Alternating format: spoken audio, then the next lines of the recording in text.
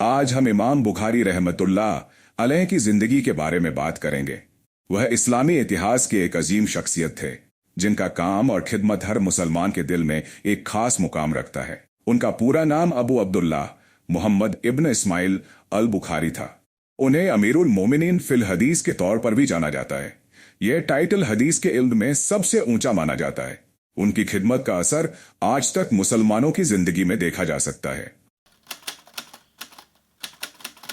इमाम बुखारी का जन्म हिजरी 810 ईस्वी में बुखारा शहर में हुआ। उनका घराना दीनी और इल्मी माहौल वाला था। उनके वालिद इस्माइल इब्न इब्राहिम खुद एक बड़े आलिम थे और हदीस के मुतालिक गहरी जानकारी रखते थे।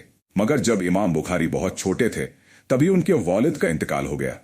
उनकी परवरिश उनकी मां ने की, जो खुद एक नेक और अल्लाह पर तवक्कुल रखने वाली औरत थी। इमाम बुखारी के बचपन में एक बड़ा इम्तिहान तब आया जब उनकी आंखों की रोशनी चली गई। उनकी मां ने अल्लाह से रो रो कर दुआ की और तवक्कुल के साथ उनकी शिफा के लिए अल्लाह से फरियाद की। अल्लाह ने उनकी दुआ को कबूल किया और एक रात उन्हें ख्वाब में हजरत इब्राहिम अलैहिस्सलाम की बशारत मिली कि उनके बेटे की आंखों की रोशनी लौट आएगी। सुबह होते ही इमाम बुखारी की आंखें ठीक हो गई। यह वाकया उनकी जिंदगी में अल्लाह की रहमत और दुआ की ताकत की एक बड़ी मिसाल है। बहुत छोटी उम्र से ही इमाम बुखारी को इल्म और हदीस का गहरा शौक था। उन्होंने 10 साल की उम्र में ही इल्मी मजलिसों में जाना शुरू कर दिया और हदीस सुनने और याद करने लगे। 16 साल की उम्र तक उन्होंने बुखारा के बड़े उलमा से तालीम हासिल कर ली। इसी उम्र में उन्होंने मक्का और मदीना का सफर किया, जहां उन्होंने हज भी अदा किया और दीनी इल्म हासिल करना जारी रखा। उनके सफर का मकसद सिर्फ हदीस को सुनना और याद करना नहीं था, बल्कि उसकी सही सनद को जांचना और हर रावी की सच्चाई और अमानतदारी को परखना भी था। इमाम बुखारी का शौक इल्म इतना ज्यादा था कि उन्होंने 16 साल तक दुनिया के अलग अलग इलाकों का सफर किया। वह बसरा, कूफा, बगदाद, दमिश्क, मक्का, मदीना और मिस्र जैसे शहरों में गए। उन्होंने 1000 से ज्यादा उलमा से मुलाकात की और उनसे हदीस सुनी। इस दौरान उन्होंने 600 हदीसों को याद किया। उनकी मेहनत और लगन का सबसे बड़ा सबूत उनकी मशहूर किताब सही अल बुखारी है। उन्होंने इस किताब को लिखने में 16 साल का वक्त लगाया। यह किताब हदीस की दुनिया में सबसे ज्यादा मकबूल है और इसे कुरान के बाद सबसे सही किताब माना जाता है। इसमें कुल 7275 हदीसें शामिल हैं, जिनमें से दोहराव को हटाकर लगभग 2600 हदीसें हैं। हर हदीस को लिखने से पहले वह वुजू करते, 2 रकात नफिल पढ़ते और अल्लाह से दुआ करते कि उन्हें सही फैसला करने की तौफीक दे। सही अल बुखारी सिर्फ हदीसों का संग्रह नहीं है, बल्कि यह इस्लामिक जिंदगी का एक पूरा मार्गदर्शन है।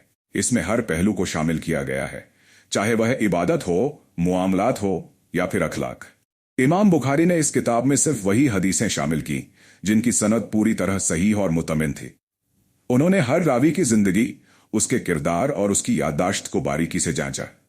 उनकी यह मेहनत आज के दौर में हर मुसलमान के लिए एक मिसाल है कि कोई भी काम ईमानदारी और लगन से किया जाए। इमाम बुखारी का पूरा जीवन अल्लाह की रजा के लिए वक्फ था। वह दुनिया की शोहरत और माल और दौलत से हमेशा दूर रहे। जब उन्हें किसी भी मसले पर बुलाया जाता तो वह सिर्फ हक की बात करते। उनकी बातें कुरान और हदीस पर आधारित होती थी। उनका तकवा इतना था कि उन्होंने कभी भी किसी गुनाह के करीब जाने की कोशिश नहीं की। एक बार बुखारा के हाकिम ने उनसे दरबार में आने और अपने बच्चों को तालीम देने की गुजारिश की, मगर इमाम बुखारी ने इनकार कर दिया और फरमाया, इल्म को दरबार में ले जाना मुनासिब नहीं, बल्कि जो इल्म चाहता है उसे खुद इल्म के पास आना चाहिए। इमाम बुखारी की जिंदगी के आखिरी साल भी इम्तिहानों से भरे थे।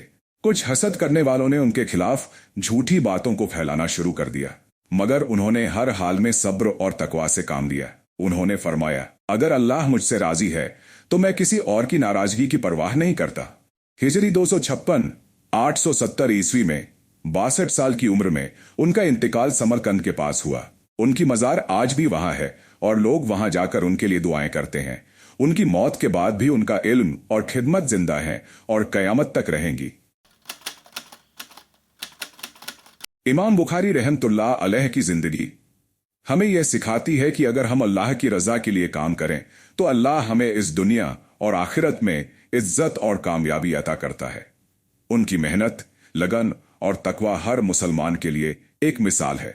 अल्लाह हमें भी इमाम बुखारी की तरह अपनी जिंदगी को दीन के लिए वक्फ करने की तौफीक दे। हमें उनका नक्शे कदम अपनाने और इस्लाम की खिदमत करने की ताकत अता करे। आमीन। जज़ाकल्लाहु खैरन।